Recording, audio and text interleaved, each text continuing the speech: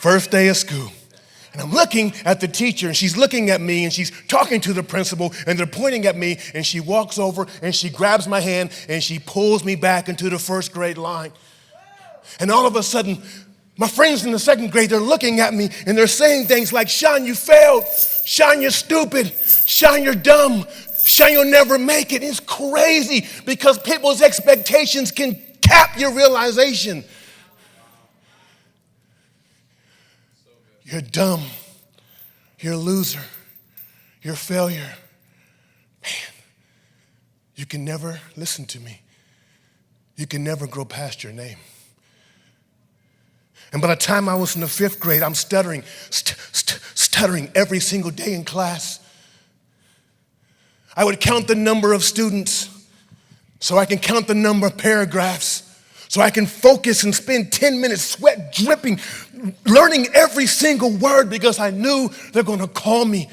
And sure enough, Shawn, and I stand up and I'm starting stuttering. I can't even complete a sentence in front of 40 kids and they're all looking at me and they're laughing and they're pointing. That's the dumb kid.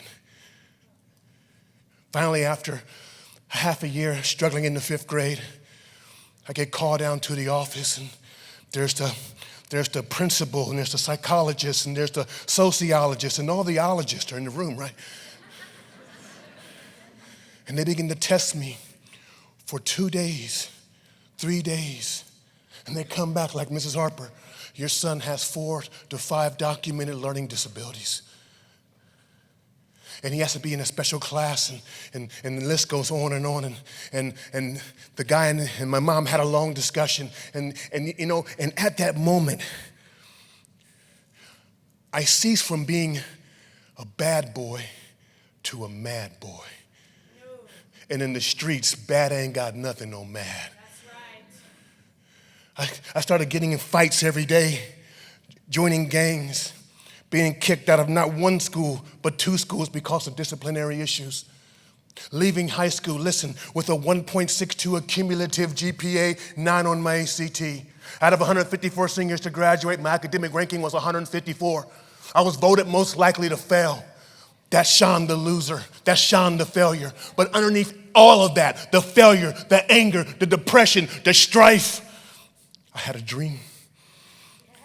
There was a call. And there was a purpose in my life. And each and every one of you, there is a dream. There is a calling. There's a purpose. And there's a destiny over your life. And the dream is like a seed. Don't ever forget this. You can often count the number of seeds in an orange, but you can never count the number of oranges in the seed.